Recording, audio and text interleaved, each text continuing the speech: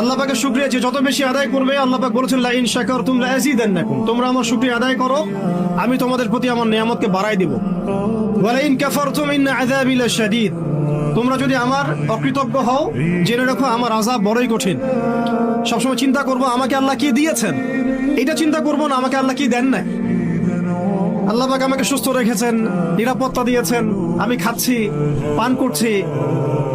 এই যে নিয়ামত, আল্লাহ পাকের যে অগণিত নিয়ামত, এটাকে স্মরণ করা এবং সে অনুযায়ী শুকরিয়া আদায় করা। আল্লাহ পাকের শুকরিয়া যে যত বেশি আদায় করবে, আল্লাহ পাক বলেছেন লা ইন শাকারতুম লা আযীদান্নাকুম, তোমরা আমার শুকরিয়া আদায় করো, আমি তোমাদের প্রতি আমার নিয়ামতকে বাড়াই দেব।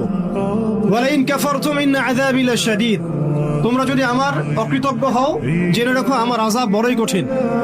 সবসময় চিন্তা করবো আমাকে আল্লাহ কি দিয়েছেন, এটা চিন্তা করবো না আমাকে আল্লাহ কি দেন নাই।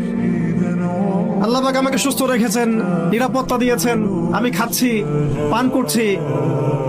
এই যে নিয়ামত, আল্লাহ পাকের যে অগণিত নিয়ামত, এটাকে স্মরণ করা এবং সে অনুযায়ী শুকরিয়া আদায় করা।